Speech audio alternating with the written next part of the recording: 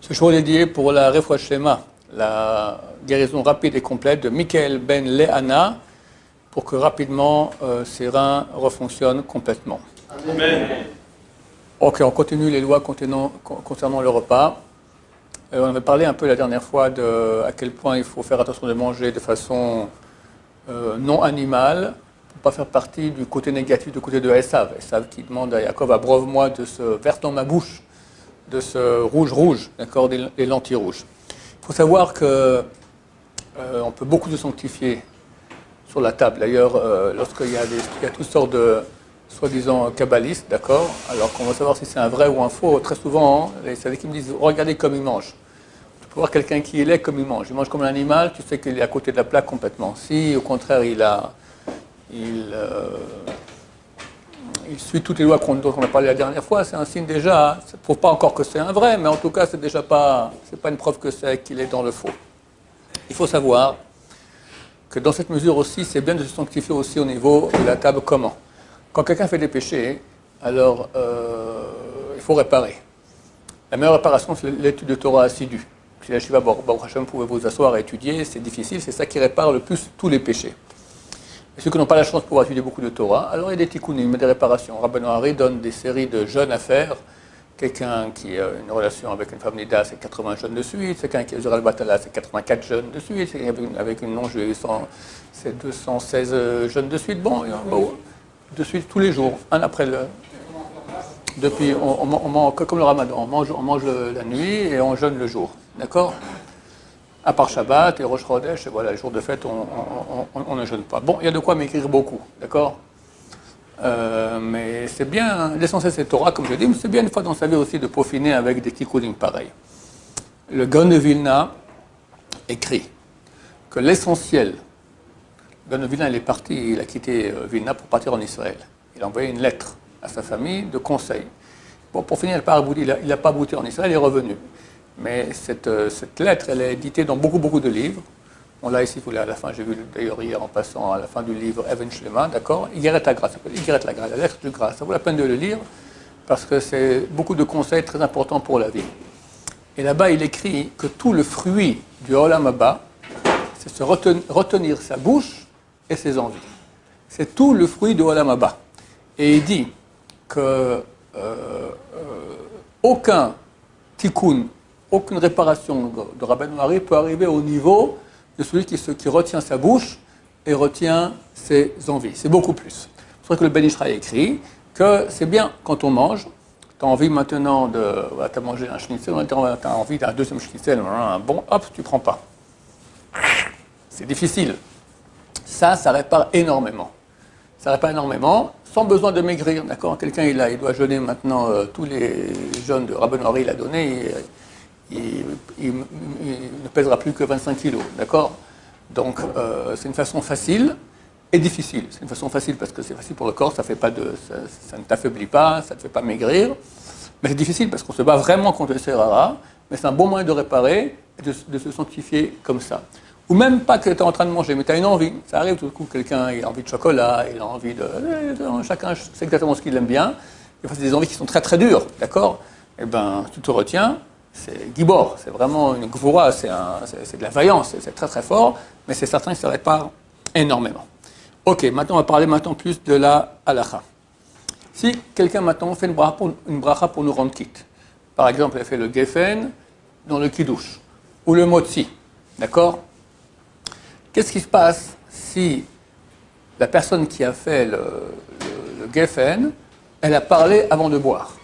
D'accord? Ça arrive des fois. Donc le grand-père a fait la bracha, un petit enfant est passé entre ses jambes, il dit « oh, tu me déranges comme ça », d'accord? Et il n'a pas encore bu.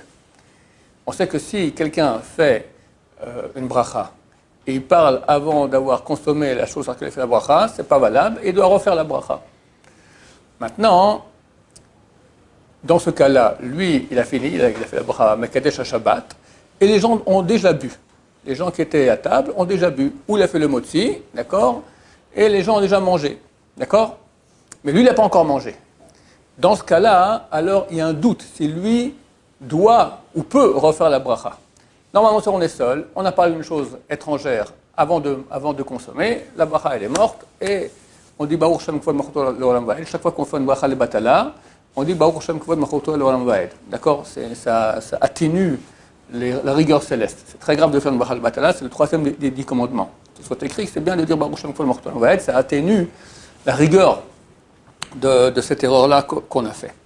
Alors, quelqu'un qui a dit, on va dire, il a pris une pomme, il a fait le bourg après à Hetz, et puis après il a demandé quelle heure est-il, et après il a mangé la pomme, enfin, il ne peut même pas manger la pomme, d'accord? La bracha, elle est morte, il dit Baruch Shem, et on fait la bracha, bourg après Hetz, et il mange la pomme. Tout le monde sait cela, qu'on ne fait pas d'arrêt entre la bracha et la consommation. Que se passe-t-il maintenant si on pense rendre quelqu'un d'autre, et qu'on a parlé avant notre consommation, mais lui, il a consommé avant qu'on parle? Dans ce cas-là, il y a un doute. Parce que vu que ma bracha maintenant est valable pour lui, et que pour lui c'est valable, lui il n'a pas parlé, il a mangé en se basant sur ma bracha. Donc ma bracha n'est pas morte. Alors il y en a qui disent que oui je dois refaire la bracha, il y en a qui disent que je ne dois pas refaire la bracha. Dans le doute, chaque fois qu'on a un doute à propos d'une bracha, on ne la refait pas. Ça fait que brachot les hakel. Si je peux trouver quelqu'un d'autre qui me rende quitte, alors c'est mieux. Mais dans le cas où je n'ai pas quelqu'un d'autre qui me rend quitte, alors je mange en comptant sur le fait que l'autre personne, elle a mangé en comptant sur ma bracha. Idem dans le contraire. Je fais maintenant boré pri à Geffen, je fais le kiddush, on va dire, le boré pri à Geffen, après je fais me kadesh à Shabbat, je bois, moi j'ai bu, c'est bon, c'est ok. Et le temps qu'on amène le verre à la personne, l'autre personne là-bas, elle dit, il fait chaud, d'accord, par exemple, d'accord, avant qu'il ait bu. Alors, est-ce qu'il peut boire, oui ou non? Là aussi, il y a un doute. La vérité, c'est mieux qu'il ne boit pas, parce que boire le vin du kiddush, ce n'est pas obligatoire, c'est juste bien. Je parle pour les convives, la personne qui a fait le kiddush, bien sûr qu'elle doit boire, mais les autres, ce n'est pas obligatoire, c'est mieux. On va aller maintenant pour le motzi. Quelqu'un a fait le balabait, le maître de maison, il fait un motzi lechem min haaretz, et distribue le pain aux gens, et quelqu'un, il a dit, il fait chaud. D'accord? Ou bien le pain est bon, le pain a l'air bon, d'accord?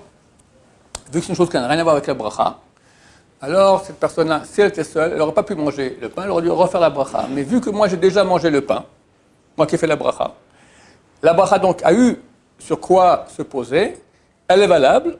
Lui, maintenant, est-ce qu'il doit refaire à motzi pour manger le morceau de pain? Réponse, non. Il y en a qui disent qu'il devrait le refaire, mais il y en a qui disent que non, que la bracha que j'ai faite est valable bien qu'il ait parlé. Dans le doute, il doit s'abstenir et ne refait pas la bracha. D'accord? Si quelqu'un d'autre peut le rendre quitte, tant mieux. Mais lui ne veut pas refaire la bracha parce que peut-être il était rendu quitte par ma bracha bien qu'il ait parlé. Il faut savoir que ce qu'on a dit maintenant qu'on ne doit pas parler tant qu'on n'a pas consommé, c'est quoi exactement consommer? Est-ce que c'est mettre dans la bouche ou c'est avaler? A priori, c'est clair que c'est avaler. D'accord? Si quelqu'un maintenant il a boit sur une pomme, il a mis la pomme, il a mordu, il a la pomme maintenant dans la bouche, et quelqu'un lui demande l'heure, il ne faut pas qu'il réponde. Il avale, une fois qu'il a avalé, il peut répondre. S'il a répondu, alors il ne refait pas la bracha. Parce que le fait qu'il ait mis dans la bouche, déjà il a goûté, d'après certains avis c'est valable, donc dans ce cas-là, on ne refait pas la bracha. Mais a priori, c'est mieux de ne pas parler tant qu'on n'a pas avalé. Cela ne concerne que les choses étrangères. Si maintenant c'est une chose qui est dans la kedusha, la sainteté, par exemple, il y a un kaddish, il y a une kedusha, il y a quelqu'un qui fait à côté de lui aussi, boré pri à Hetz, d'accord? Alors lui maintenant il a fait boré pri à Hetz, et il a mordu, il n'a pas encore avalé. Et maintenant il y a une chose qu'il faut répondre de sainteté, il répond. A priori, il répond sans aucun problème, il avalera après, c'est comme ça qu'il faut faire. Si maintenant il n'a pas encore mordu, il n'a même pas mordu, il a fait boré pri à Hetz, il n'a même pas encore mangé, la pomme est encore dans sa main. Comme on a dit, s'il a parlé de quoi que ce soit, c'est pas valable, il doit refaire la bracha. Il y a des cas où il ne doit pas refaire la bracha. C'est quoi? S'il a répondu une chose de kedusha, il n'aurait pas dû. Il n'aurait pas dû répondre amen à une bracha, ni amen à un kaddish, ni shmeraba, ni kedusha, ni rien du tout. Mais il a quand même répondu, vu que ce n'est pas une chose étrangère, alors il peut quand même consommer. D'accord? Mais c'est mieux pas, il n'aurait pas dû a priori. De même aussi, c'est une chose qui a à voir avec la bracha, avec le fait de manger. Par exemple, il a fait Amotzi lechem min haaretz, et avant de manger, il a dit amenez-moi du sel. Normalement, on n'a pas le droit, il faut que tu manges. Mais vu que le sel, c'est pour le pain, ça a à voir avec maintenant le repas que tu vas faire, il n'aurait pas dû le faire. Mais s'il l'a fait, il ne refait pas la bracha, c'est valable. Idem aussi s'il dit donnez à manger du foin aux bœufs et des graines aux oies. D'accord? Il a fait tout. Et donner aussi du foin au cheval. D'accord? Il n'a pas encore mangé. Il a fait vu qu'il y a une mitzvah de donner à manger aux animaux avant de manger, il n'aura pas dû parler. Mais s'il a parlé, on ne fait pas la bracha. A priori, c'est mieux de manger, avaler, et après tu dis cela. D'accord? Mais si jamais il s'est trompé, il a parlé avant de consommer, dans ces cas-là, quand c'est une chose qui a à voir avec le repas, si c'est donner à manger aux animaux, si c'est une chose de kdusha, dans ces trois cas-là, bien qu'il n'ait pas encore mis dans la bouche, alors pas besoin de refaire la bracha. Tous les cas où il parle d'autre chose, il doit refaire la bracha, à moins qu'il l'ait mis dans la bouche. Quand il l'a mis dans la bouche, bien qu'il n'ait pas encore avalé, s'il répond, alors dans tous ces cas-là, pas besoin de refaire la bracha.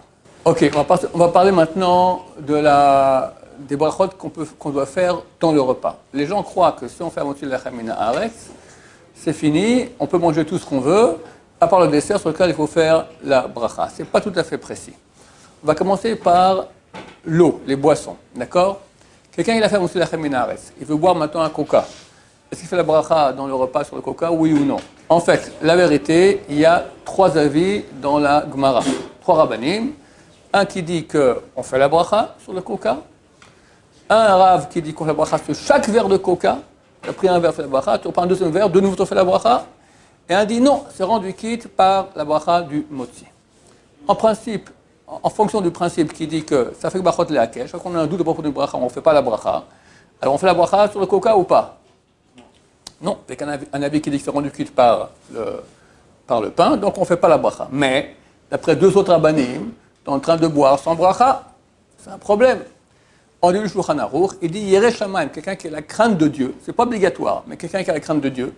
Et comme aujourd'hui, une fois, le cours du à propos d'autre chose, en autre endroit aussi, c'est marqué celui qui a la crainte de Dieu. C'est écrit, il a dit à propos qu'il faut, donc c'est écrit dans le Shulchan Aruch qu'il faut lire la paracha chaque semaine, 2 fois en hébreu, 1 fois en araméen. Ou bien 2 fois en hébreu et le commentaire de Rashi.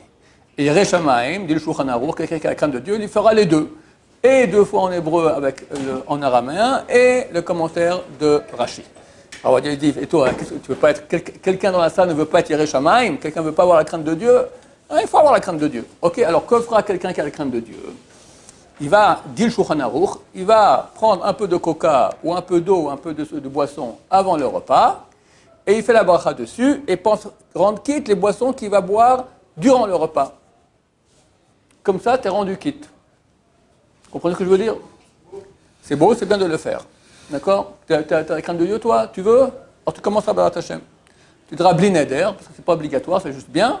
Bien, je pense au moins à la coutume de faire la bracha sur la boisson avant le repas. Maintenant, quand on fait la bracha sur la boisson avant le repas, il faut faire attention à 3 choses. 1, d'avoir soif, d'avoir envie de boire. Parce que tu prends un peu d'eau et tu n'as pas soif, on ne fait pas la bracha. Quelqu'un qui prend de l'eau maintenant parce que pour s'hydrater. Ou quelqu'un maintenant, je ne sais pas moi, il n'a pas de goût, il a le Covid, d'accord? Ou quelqu'un maintenant, il n'aime pas l'eau, d'accord? Mais il prend un peu d'eau pour rendre quitte les boissons qu'il y aura durant le repas. Il ne fait pas la bracha dessus. Donc il n'a rien gagné. Nous, tout ce qu'on veut faire maintenant, c'est rendre quitte les boissons qu'il y aura durant le repas.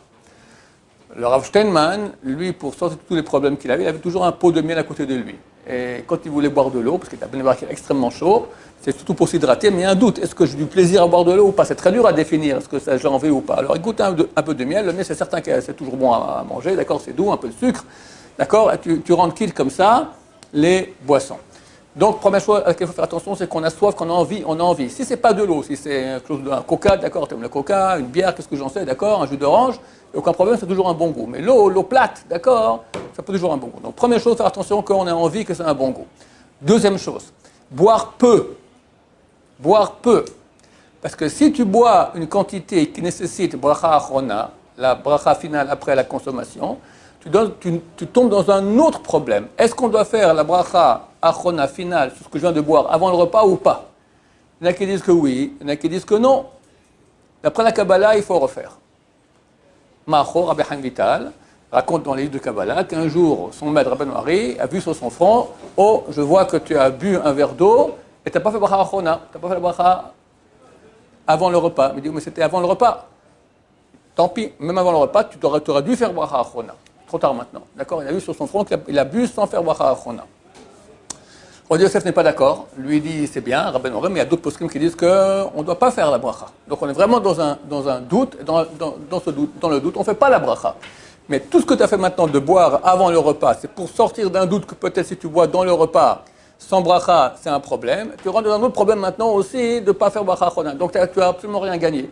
Donc deuxième chose à laquelle il faut faire attention quand on boit une boisson avant le repas, c'est boire peu.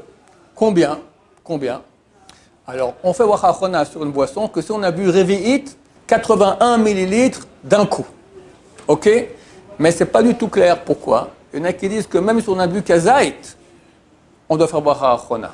Combien c'est Kazait? 27 cm3. Et la majorité des rabbins, dont Maïmonide, disent c'est 2 tiers de 27, 18 cm3. C'est rien 18 cm3, c'est comme la moitié de mon petit doigt. Donc celui qui... Donc il y a aussi un doute. Si quelqu'un il a bu cette quantité-là, il ne doit pas faire bracha achrona, mais ce qui rentre dans le doute qu'il doit faire bracha achrona, bien sûr, d'après le Rambam, tu dois faire, mon cher ami. Donc quand on boit une boisson, il faut toujours boire moins que 18 cm3, c'est extrêmement peu, soit plus de 81 cm3. 80 ou plus, d'accord, d'un coup. Comme ça, tu es certain que tu dois faire, ou si tu as moins de 18, tu es certain que tu ne dois pas faire. Donc là, maintenant, qu'on veut aussi rendre quitte les boissons du repas, on va boire moins, pas plus. Tu rentres dans le problème aussi pour boire avant le repas ou pas. Donc forcément moins de 18 cm3 en pensant de rendre quitte les boissons du repas. Troisième chose à laquelle il faut faire attention, c'est que si je fais une bracha ici maintenant sur un verre d'eau, ou sur une pomme, ou quoi que ce soit, un café, et après je sors de cette salle, est-ce que maintenant quand je reviens, ou là-bas, est-ce que je peux boire encore de mon café, oui ou non? Machloket, il y en a qui disent que oui, la machloket dans la Gemara, dans le dernier période de Psachim, machloket dans les Rishonim, divergence d'opinion entre le Réma et le Shulchan Aruch. De nouveau, on rentre dans un doute, d'accord? Alors, continue à boire, oui, mais d'après celui qui dit que tu dois faire la bracha, tu es en train de boire sans faire la bracha. Refaire la bracha, en aucun cas, parce qu'il y en a qui disent que tu ne dois pas faire la bracha, et dans le doute, on s'abstient. Donc à quoi ça sert que tu bois maintenant un peu d'eau avant le repas pour rendre quitte les boissons qui durant le repas si pendant ce temps tu sors maintenant de la salle pour aller faire des chatiadaïm et tu reviens? Tu es de nouveau dans un doute s'il faut faire la bracha ou pas. Donc il faut penser aussi que la bracha qu'on fait sur la boisson qu'on fait avant le repas, elle est valable pour tout l'immeuble. Comme ça tu es tranquille. D'accord? Tout l'immeuble, comme ça. Moi j'ai une habitude, chaque fois que je prends quoi que je mange, je pense, c'est pour tout l'appartement. 2, on en parlera une autre fois, je pense que c'est pour toutes les nourritures qui ont la même bracha que cela. Comme ça, tu sors de beaucoup de doutes. Sinon, tu rentres dans les doutes dans la race super scabreux. D'accord? Donc, avant de boire, tu dis kol habayit, kol hamashkaot, par exemple. Je bois un café ici, je pense c'est toute la maison et toutes les boissons. Comme ça, c'est terminé, tu es tranquille. Juste avant, c'est valable? Tant que tu n'as pas pensé que tu as arrêté de boire. Tu as pensé, ou que tu as oublié, c'est fini. Pour moi, j'ai fini de boire, d'accord, dans la tête. C'est bien aussi de penser, tu penses pour toute la matinée. Quand je bois un café ici le matin, je dis voilà, kol habayit, kol hamashkaot, et pour toute la matinée. Comme ça, je suis tranquille. Oui. Est-ce que je peux même dire dans ma tête toute la journée? C'est exagéré, parce que c'est trop long. Tu comprends? Matinée, tu es au même endroit ici, tu bois de temps en temps. Toute la journée, je n'ai pas vu des gens qui font comme ça. Ceux qui ont des problèmes de rein, ils doivent boire beaucoup de litres d'eau par jour. Un autre problème, c'est que s'il boit beaucoup d'un coup, il faut bracha achrona. Écoute, s'il reste au même endroit, et ici, à 1h on arrête, chacun, je vais dans le bureau, vous descendez, il y a Seradat, c'est fini. Mais si le type, il pense qu'il va boire maintenant toute la journée au même endroit, et il ne peut pas, c'est pas qu'il boit maintenant et reboit dans 3 heures, d'accord? Tous les quelques temps, il boit, une bracha suffit, ouais, théoriquement, d'accord? Donc là, je disais que, d'après la loi, le pain, il y a un doute s'il rend quitte les boissons durant le repas. Pour sortir du doute, c'est bien quelqu'un qui a la crainte de Dieu, il boira avant le repas un peu de poisson. Il doit faire attention à 3 choses. 1, qu'il ait soif, ou que c'est bon ce qu'il boit. 2, il pense que c'est valable pour tout l'appartement ou l'immeuble. 3, il boit une quantité de moins de 18 cm3 ou 18 millilitres. c'est très très peu. Tu goûtes un peu, ça suffit, voilà, pour rendre quitte. On va la prochaine fois qu'on fera aussi, pour beaucoup d'autres choses, on fera cela aussi. Baruch Adonai, l'olam, amen, va amen.